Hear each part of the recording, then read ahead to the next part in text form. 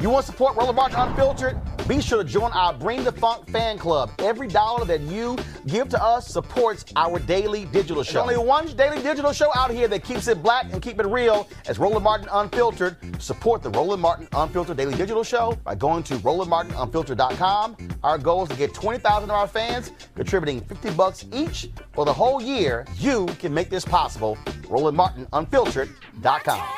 Folks, the Hero Group, a black-owned creative and digital innovation studio, has filed a multi-million-dollar lawsuit in Illinois' Northern District Court against marketing company DDB, alleging DDB exploited Hero to win a 10-year, $4 billion U.S. Army contract. The breach of contract lawsuit states that DDB, which is owned by Omnicom Group, one of the world's largest advertising holding companies, apparently did not compensate Hero Group for 2 years' worth of work, nor allowing them to participate in reaping the rewards of the contract. The company's CEO, Joe Anthony, wants larger ad agencies like DDB to stop swindling smaller minority companies out of millions of dollars. Joe Anthony joins us right now on Roland Martin Unfiltered. Joe, glad to have you here. Thank you for having me, Roland. It's a pleasure to be here. Let's set this up before we get into the details of the lawsuit and all those different things. Let's set up for the people watching and listening so they understand what we're dealing with. The media industry, the advertising industry, is a $150 billion annual industry. We're talking about this is how television networks, cable networks, magazines, websites, podcasts, you name it, are run. All of these companies out here, they utilize these ad agencies. So whether you're a Coca-Cola, whether you're a McDonald's, Procter & Gamble, whether you're a Nike, they use these agencies to handle and determine how their media dollars should be dispersed. So what we're talking about here are black people who are consumers of these companies not reaping the benefits of the very media ad dollars being spent by these companies. You nailed it. And I'm gonna simplify it even more. That black and minority-owned marketing and media agencies in the United States are facing an extinction level event, right? There is a systematic effort that is being put in place by these big agencies to diminish us, to utilize our ideas, our access, our culture, the color of our skin, to satisfy specific quotas in which they're mandated to win these contracts, just to then circumvent those that criteria and discard us like trash. And we are then left with the decision to engage in a very expensive legal battle under the potential fear of being ostracized and blacklisted by an industry that is not even entertaining us anymore, or to just sit back and take it and hope that at some point they're going to throw us some crumbs off the table, right? And this is resulting in a significant loss of revenue to Black-owned publishers, radio stations, digital media companies, to ad agencies like mine, who literally actually can add value to these campaigns in a way that can optimize, the marketing and recruiting strategies that institutions like the U.S. Army, so desperately need when it comes to trying to recruit men and women of color, right, who over-index in recruitment, but unfortunately we under-index in the amount of investment that's being made through these agencies who are bestowed with too much power to appropriate the funds to small businesses in a way that allows us to make a meaningful impact on the business and then be able to employ people of color and then reinvest in our communities in a way that creates jobs and builds wealth for these economic, and filling that economic inequality gap that we so need and everybody keeps talking about in Washington. But there's still a lot of these improprieties that are happening at the federal and at the prime contractor level with these big agencies that unfortunately are resulting in the money not trickling down to where it's supposed to be. So let me help the folks who are watching. This is what I have been telling y'all for the longest. I have been saying for more than a decade, I fear the extinction of black media. Why did I say that? Because if we're being frozen out of the advertising dollars, there is no business. What I said to people is that it's the game. Joe, perfect example. When we went after last year, Young and Rubicam control the media dollars for the U.S. Census. They had a process. We filled in the process, went to their portal, filled it out in April. Never heard from them. We get down to the last month and a half. I'm like, what the hell? I start putting their ass on blast. They then called the black ad agency, Carol H. Williams, saying, oh my God, what's going on? And she says, y'all never responded to him. Now, Carol H. Williams, they know who I am. Yeah. It helps that my wife's aunt is Carol H. Williams. But they knew me without that being the relationship. And so Carol H. Williams would have ensured that Roland Martin Unfiltered receive advertising dollars for the census. Young and Rubicam, we don't know who the hell Roland Martin is. They didn't care. Congressman Stephen Horsford told me on this show that Y&R told him, we are not going to spend any money with any newspaper with a circulation 50,000 or less. Right there, you have eliminated 99% of all black newspapers in America. So for the people at home, they have to understand, you're spending your dollars as a consumer. The media dollars are not coming back to media companies. And so then people, Joe, ask, well, Roland, why can't you have reporters going here? Why can't you afford this? Why can't you afford to be able to send folks on Air Force One with the president? Easy. Because if we do not have the media advertising dollars, we cannot build capacity. Capacity means staff. Capacity means bigger studios. Capacity means a larger company and employing more people.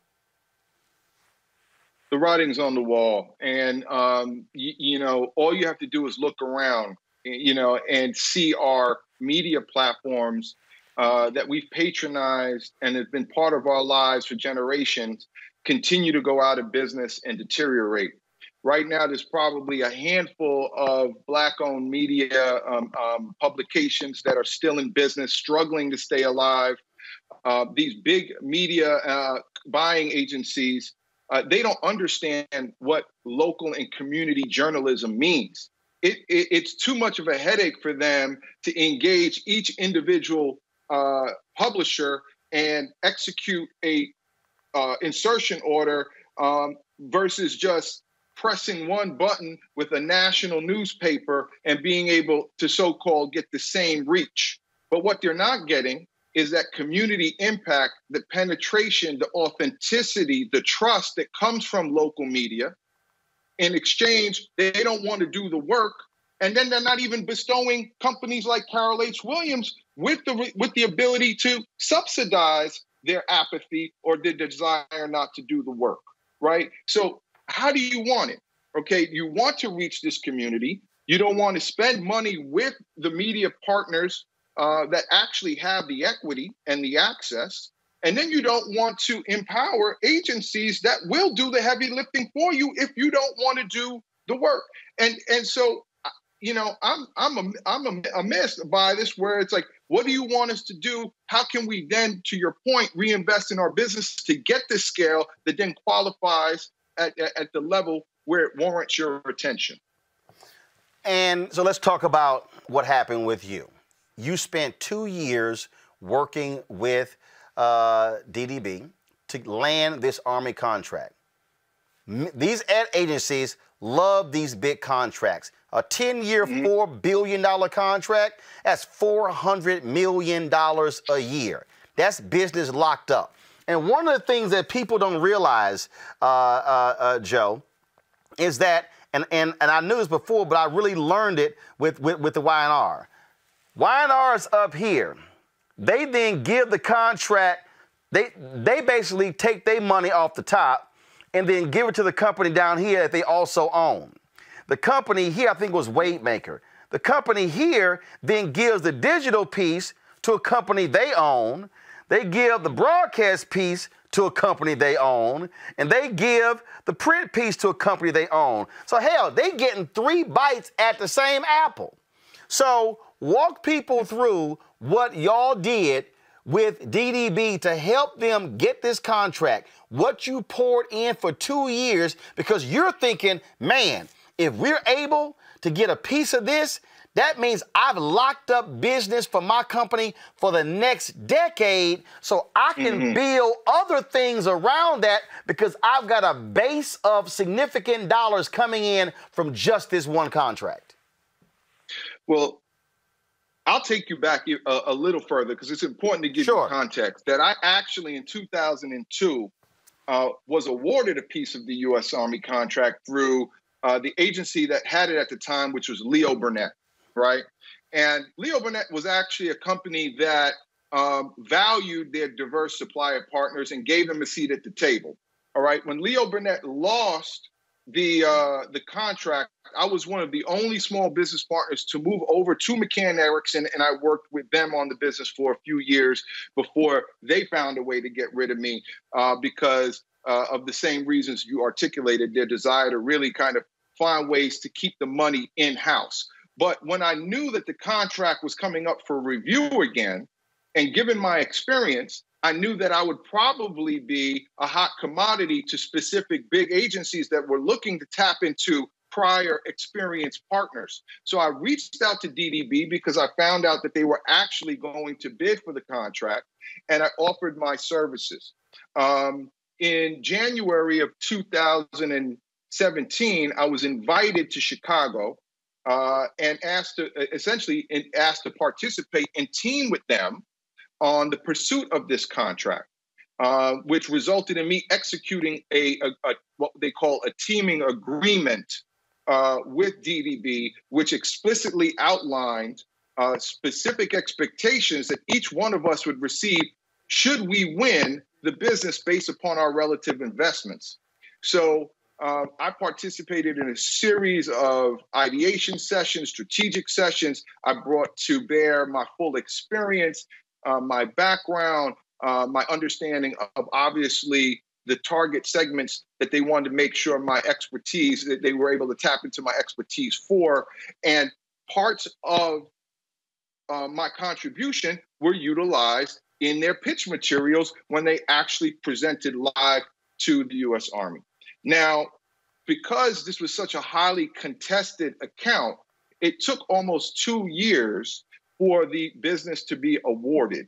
So throughout that time, I continued to provide counsel and insight and my overarching expertise and understanding of the Army culture and some of the political aspects that govern these contracts to make them feel or educate them more on the process. Right. So basically, for people to understand, you are a secret weapon. Well, not secret, but you are a secret weapon for DDB. You're the guy with so much insight.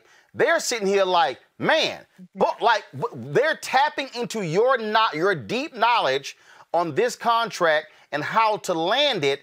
And so that's like if you're a prosecutor, you get a star witness. You're like, yo, case closed. Yeah, well, yeah, exactly. I mean, that's why we've gone ahead and filed the suit, because we feel that very confident that any judge that looks at this is going to realize it's the typical bait and switch. Right? Let's bring in the small guy. Let's milk him for his insights. Let's promise him the world. And then once we get it, let's pull the rug out from underneath them and find a way to get him out the door. So you have emails, text messages, correspondence. This is 2 years. You've got a body of evidence showing the work that Hero did to land the contract. Well, look, I mean, I'm obviously, Roland, I am currently in a litigation. But what I say is I feel very confident with the evidence and the communication trail that I've amassed. Right, that's what I mean. Exactly. I feel very confident without having to go into details. Right. Yes, I feel very confident that we have the evidence to make a very strong case that supports our position. So they land the contract. What then happens? Do they say, who are you? I ain't never heard of you. Well, you know, it seemed as if that initially they were going through some onboarding issues and were trying to ask me to be patient as they were trying to sort everything out. And that the Army had decided to move to Chicago. And with that move, they were understaffed. And as a result, things were slowing down, right? So they asked me to be patient. But given that whole time, they were still hiring hundreds of people, right? So they were hiring. And again, I want you to hold it right there. For the people who are watching and listening, I need y'all to understand. I need y'all to understand what Joe just said. He said they were hiring hundreds of people. What happens is when they land major contracts like this, they got to have people service the contracts. So they got to bring all these people in. They were doing what you were also planning to do. Hire people to service the deal. So again, now continue. So I mean, I was then inquiring, well, look, I mean, we are obviously trying to do the same thing and staff up in order to be prepared for when these work orders come down and the services that we had agreed that I would be providing would come into play. I was asking to be onboarded. I was asking to be orientated, to be integrated into the process. When were we going to meet as a collective group? And I just continued to, just receive various stall tactics or being told to just be patient and wait. And then I asked for my contract because we were supposed to get a subcontract agreement. And by the time I finally got that subcontract agreement, which was about, 7 months, 6-7 months after the business was awarded, after, significant inquiries on my behalf to try and get that, it was stripped of any specificity that we had agreed upon and that was contained in our original agreement that more clearly defined the roles that we would play and what I was working for. Because think about it, Roland, if you're going to go into a situation and agree to partner with somebody, right, at your own potential peril and risk, making your own investments. I'm flying out to Chicago on my own. I'm investing my own time and materials into the intellectual property that ultimately gets presented to the Army. Then I want to do so knowing what my piece of the pie will be should we win. Right. And so I'm not going to go into there without and make all those investments without some kind of understanding as to what I'm going to get out the deal should we be victorious. Now, what they tried to do is present me now with a contract that stripped away all of that detail and essentially said, guess what? We don't know yet what we're going to be doing, but when we do know, we'll let you know if we need you, right? And it literally regulated me to an at-will contractor that they can get rid of at any given time without any recourse. And it just started to, really make me suspicious. And when I questioned it, that's when I started to get blacklisted or the communication started to slow down and the temperament started to change and people's, attitude towards me started to change. And, and what I've noticed is if you stand up for yourself, right, it's almost a death sentence because you're then seen as a potential troublemaker. Now, I'm not putting words in anyone's mouth. But I'm just saying your action speaks volume. Joe, right? Joe, let's be real clear. And see, again, I wish these people, people always run their mouths, don't understand that, look, I've been in media since I was 14 years old. So all the stuff you're talking about, I've literally been experiencing at every black newspaper, magazine, website, network, radio, you name it. This is not anything that's new. But what you're doing is exposing it and laying it out. What people have to understand, for instance, when we went public, when I blasted Y&R over the census, when I was demanding fair share from the Biden campaign, Ossoff, Warnock, and others, People, oh, Roland's sticking people up. Oh, Roland's being loud. Well, if you're not doing this thing the right way, if you're not honoring my metrics, which don't lie, and you're giving me short shrift, you leave me no option but to light your ass up. And so the reality is, we've never gotten anything the right way. Frederick Douglass said, agitate, agitate, agitate.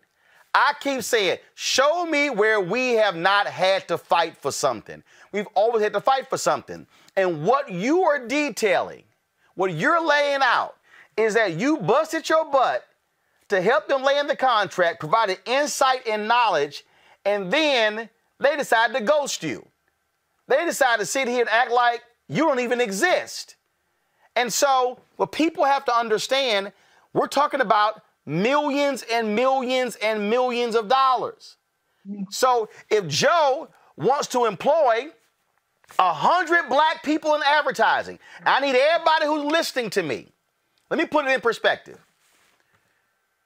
I have more black people who work on my show, and I'll put it up against any show on any cable network. I bet you I got more black people working on my show than any single show at CNN, MSNBC, and Fox News.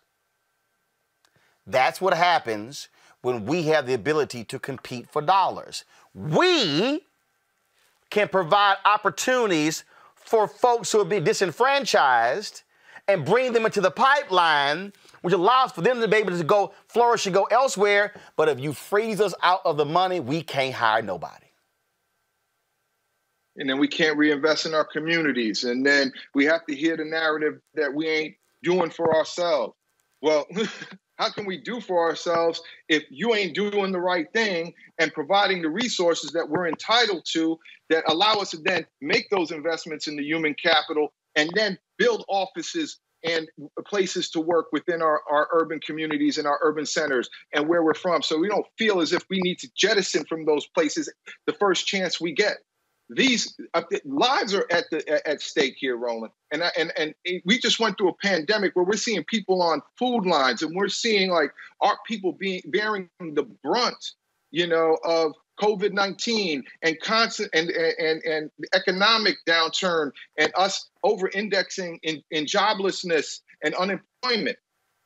These are the lifelines that we depend upon, to ensure that we're getting our bite of the apple, our piece of the pie that can allow us to relatively make the investments in our community to help mitigate those circumstances especially when moments like this happen. And see, for the folk who are stuck on stupid, who love to run their mouths, who don't understand the triangle, who don't understand you have the top and then then you have at the bottom here.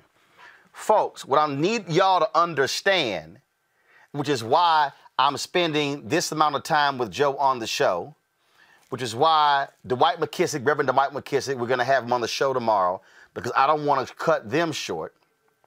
I need y'all to understand how all of this is linked.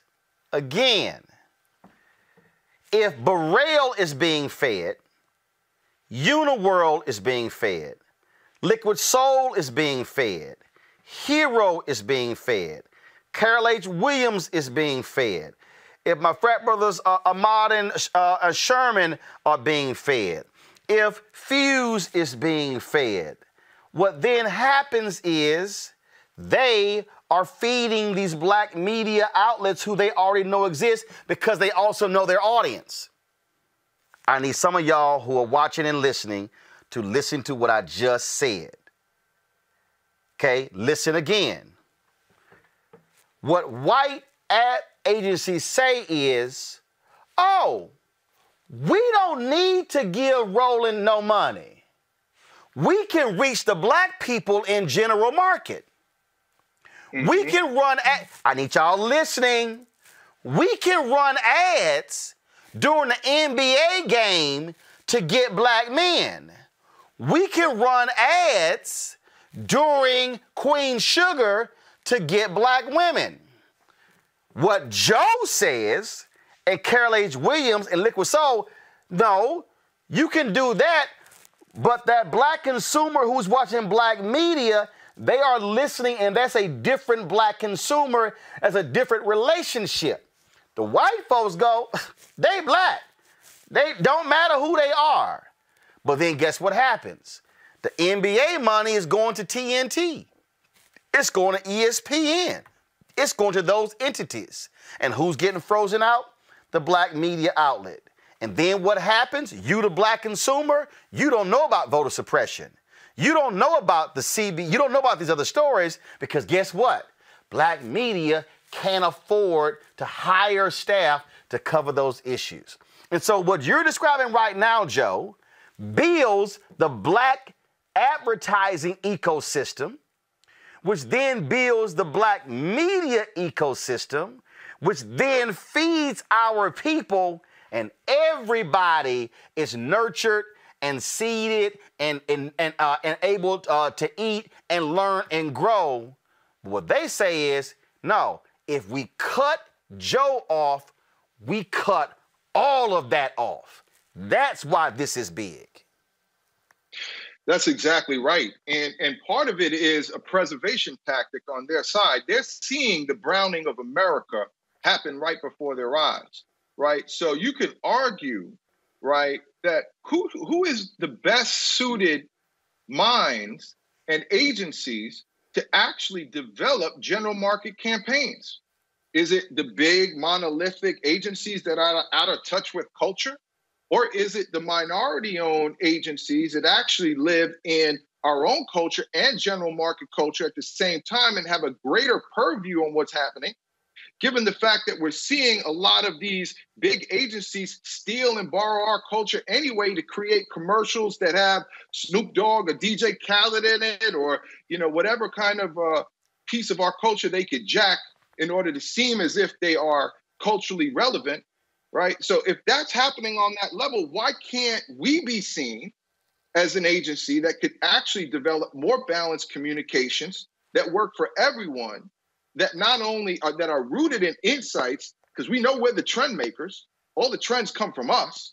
Right. That's what they're tapping into. Yep. But if we actually have the ability to develop those same ad concepts, we can actually do the work that results in a more balanced, allocated investment that includes black media and does the mainstream media, and tell our stories in a way that are more profound and credible than they're doing right now. Perfect example. They see us as a threat, and that's what they're trying to do. They're trying to diminish us because they see us as a threat. So, Joe, you familiar with R.J. Dale? Mm-hmm. Okay. For everybody watching and listening, I'm about to give y'all an example of what Joe is a little different than what Joe is dealing with, but to understand what happens. R.J. Dale, and matter of fact, Ashley, make a note so we can have R.J. Dale on the show later this week to further amplify this. R.J. Dale was in Chicago. R.J. Dale had R.J. Dale Advertising.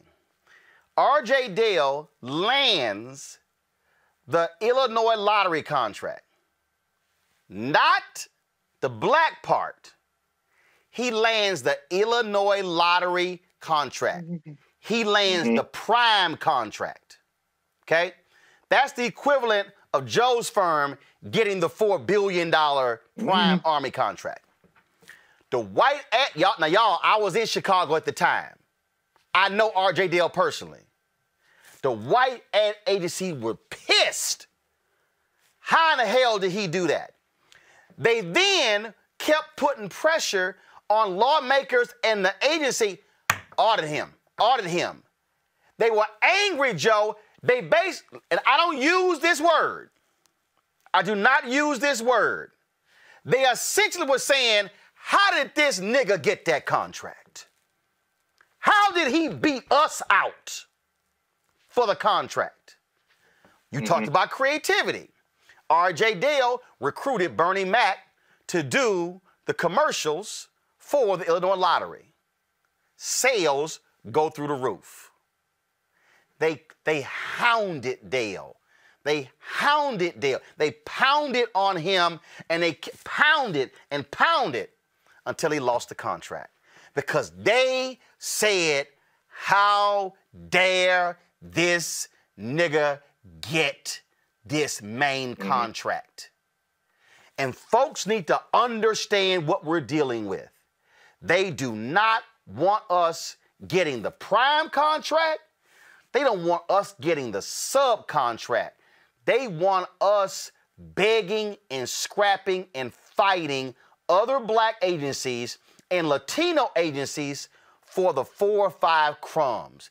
That is what you are having to deal with, Joe.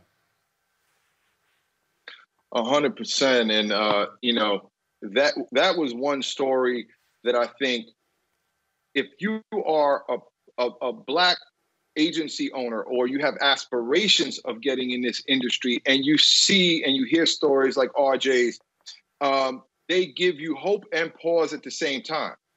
They validate what our potential is, but at the same time, at what cost, right? And so as a result, a lot of people are staying quiet or shying away from taking on greater opportunities or opportunities that have bigger upside that actually could be disruptive to the and paradigm shifts in this actual industry that has been so segmented, where if you come into this industry, you're told specifically, this is what you are supposed to do.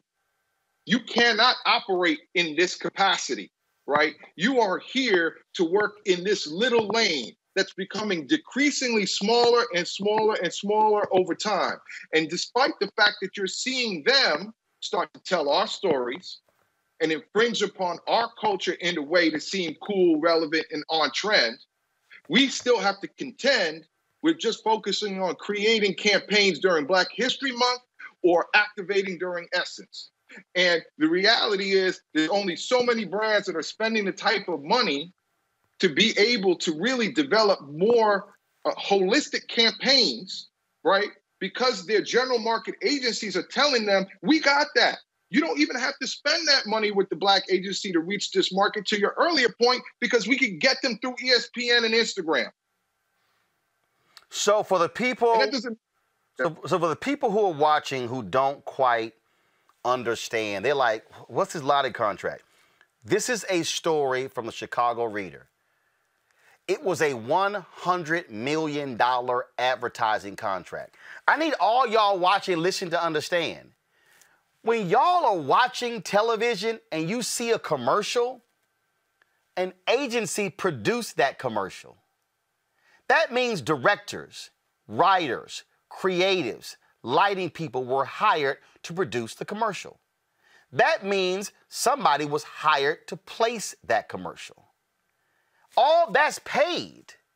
When you see a newspaper ad, a magazine ad, when you see a banner ad on a website, when you see a pop-up ad come, there's a company that got paid to place those ads in those media platforms. And in this story right here, RJ Dale says that he didn't feel lucky getting his contract. There were low commission rates, sky-high legal fees from state audits. Quote, quite honestly, it damn near put us out of business. But, go back to the iPad. During its 5-year contract term, revenue from the lottery increased by $490 million. Folks, when we talk about systemic racism, and we talk about how the pressure is brought to bear against Black entrepreneurs who, to keep them broke, to keep them begging, that's what we're talking about with RJ Dale, and that's what we're talking about right here. Joe, they don't want you to be a $500 million agency. They don't want you to be a $1 billion agency because they know Black folks, we had to do stuff with no money. So a whole bunch of Black directors didn't want to do Selma. I can't do that for $25 million. Ava DuVernay said, hell, I can. Look how Ava took making Selma and what she's parlayed it into.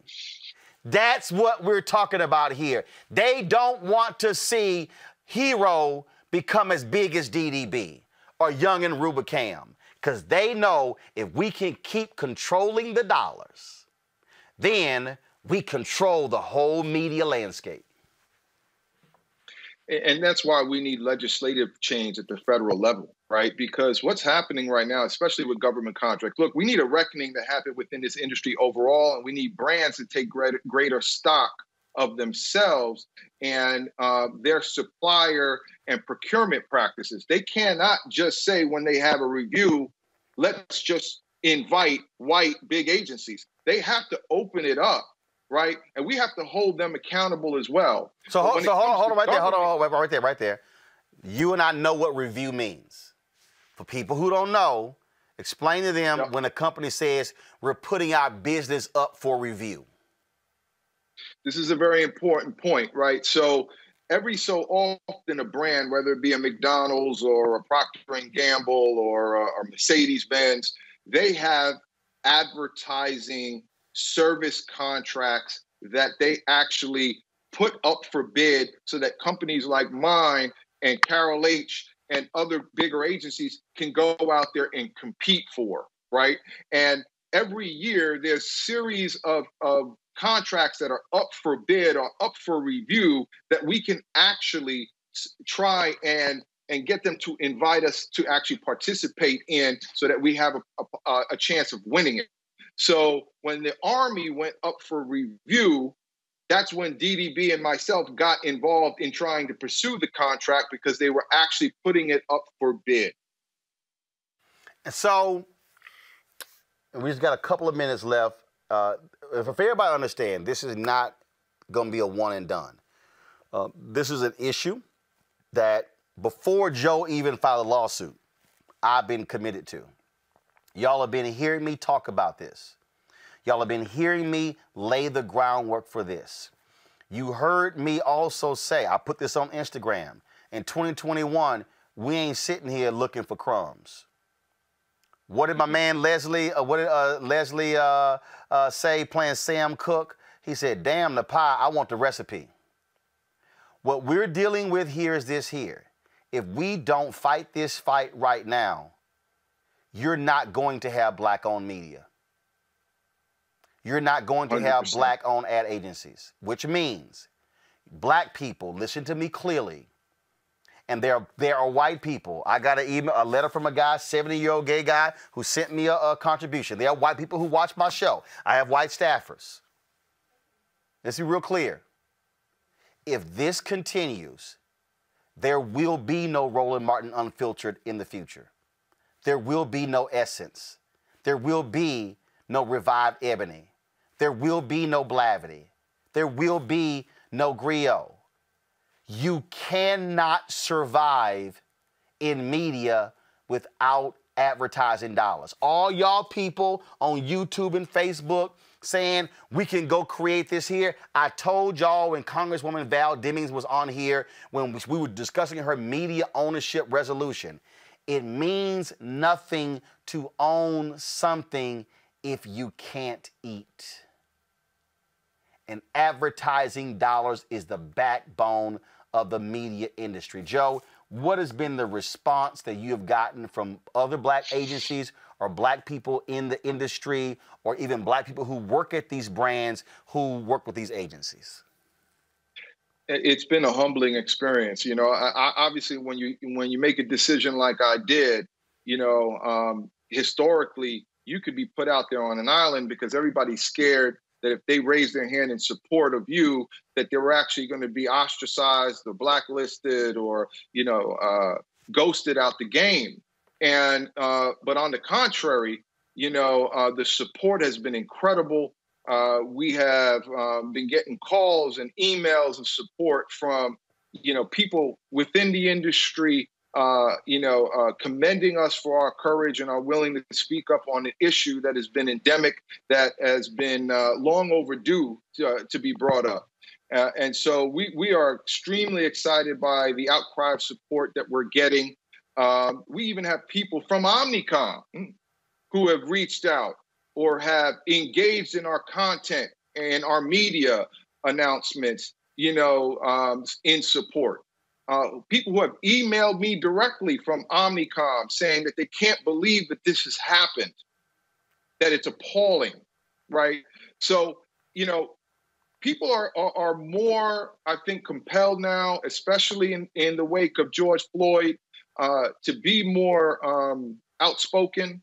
And it's something that obviously has been humbling and something that we obviously are going to continue to encourage, because the more that we can collectively unify our voice to let this industry know, to let the federal government know that, it's over.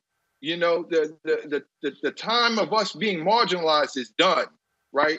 And we got to demand change, and that means we have to organize, and we have to give people clear instruction as to what they can do and the role they can play to help drive the change that we need. The thing that you talked about, what people don't get is, you knew the moment you filed this lawsuit that you potentially were pulling a Colin Kaepernick move. That we know how this game works, where they say, we might blackball you forever. This is one of the reasons why Black people and others in media, Latinos, women, don't file lawsuits against media companies, because media protects media. This was a bold stance. And the moment I saw the lawsuit, for everybody out there, for everybody who's watching, I need y'all to understand why you have to have Black media. One, why y'all have to support Black media, and why Black media has to fight for the Joe Anthonys of the world in order for us to survive. Because the moment I saw this story on the lawsuit, I had never met Joe. And if we did meet, I can't remember when we met. I went to LinkedIn, sent him an email, yo, hit me up. That was Friday. I said, Joe, I'm putting you on a show on Monday. And we're going to spend the time to walk through this to educate our audience, because part of this, Joe, you talk about the legislation, part of this, and I've experienced this as well, is that our Black legislatures don't know. They don't know the game. They don't understand the nuances, because and I get it. And so we have to, and I have talked to the Congressional Black Caucus. I did this with the Illinois Black Caucus. I did this when I was in Texas with the Texas Black Caucus. Every place where I lived and worked, to say, y'all, the reason y'all don't see Black press outside of the House and the Senate chambers or the state legislature, because we can't afford to send a staffer, because we're not getting advertising dollars. And here's the thing, Joe, you're talking about a government contract. This isn't a private business or a publicly traded company. This is, listen to me, everybody watching, listening. We're discussing $4 billion of taxpayer money. And I go back to the General Accounting Office review that Congresswoman Eleanor Holmes Norton had done in 2018 at the behest of NNPA. In 2018, the federal government spent $5 billion over 5 years, and only $51 million went to Black media.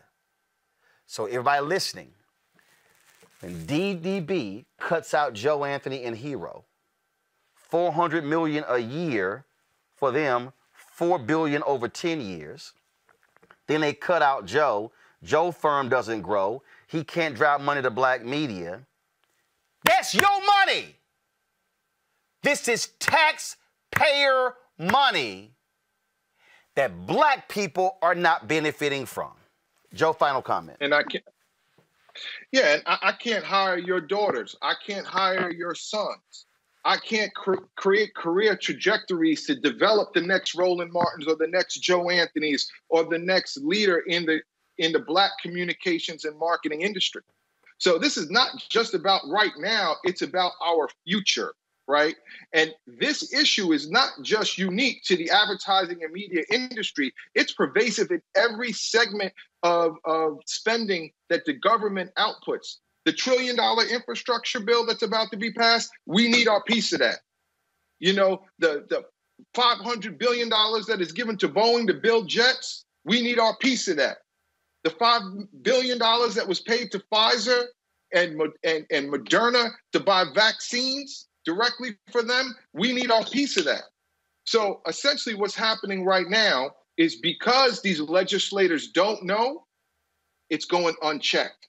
And as a result, billions of dollars of money that's supposed to go into the Black and brown community, right, to create businesses that ultimately create jobs, wealth, and can be redistributed to other businesses, specifically, in this case, Black media, all of that stuff is going by the wayside.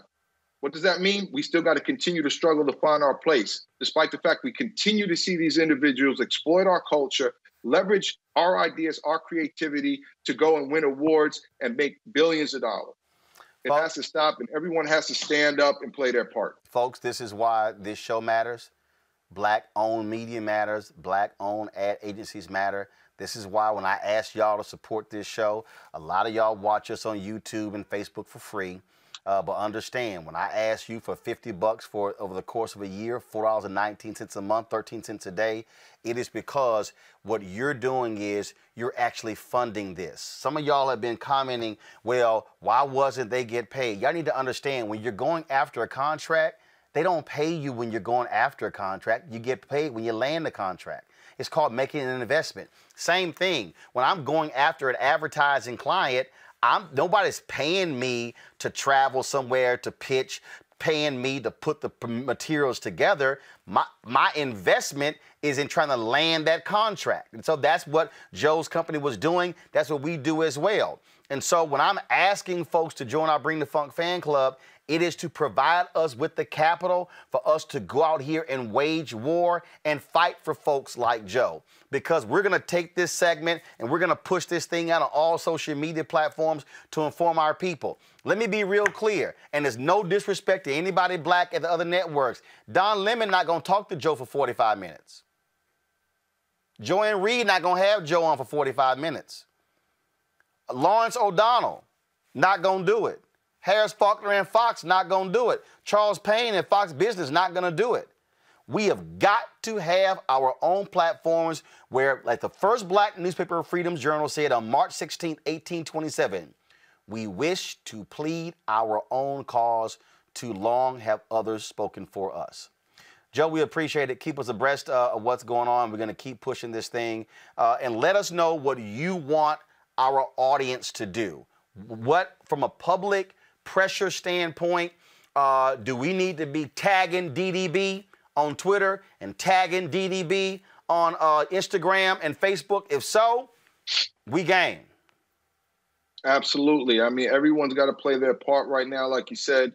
And DDB, the U.S. Army, all of them should be hashtag and tag on a respective post that really communicates your sentiment and how you feel about the matter. Again, this is your money, y'all. You know, it's not just money that's coming to me. It's money that comes to me and then gets reinvested in the community. So we need to take a community stance and utilize our voices and our platforms. So, you know, please use your Twitter, contact your local congressman, let them apprise them of the situation, how you feel, speak to your local recruiters, you know, and everyone else in your community, you know, that is connected to this, and let them know how you feel. So absolutely, Roland. All right, Joe Anthony, I appreciate it, brother. We're definitely going to have you back, and we'll stay on top of this story. All right, folks, back to our Roland Martin Unfiltered video in just one moment. It's time to be smart. When we control our institutions, we win. This is the most important news show on television of any racial background. Y'all put $2, $3, $4, $5, $10, $15, $20, $30 on this and keep this going. What you've done, Roland, since this crisis came out in full bloom. Anybody watching this, tell your friends. Go back and look at the last 2 weeks, especially of Roland Martin Unfiltered. I mean, hell, go back and look at the last 2 days. You've had sitting United States senators today, Klobuchar and Harris. Whatever you have that you can bring to Roland Martin Unfiltered to support it, please do, because this information may literally save your life. Watch Roland Martin Unfiltered daily at 6 p.m. Eastern on YouTube, Facebook, or Periscope, or go to RolandMartinUnfiltered.com. Support the Roland Martin Unfiltered Daily Digital Show by going to RolandMartinUnfiltered.com. Our goal is to get 20,000 of our fans contributing $50 each for the whole year. You can make this possible. RolandMartinUnfiltered.com.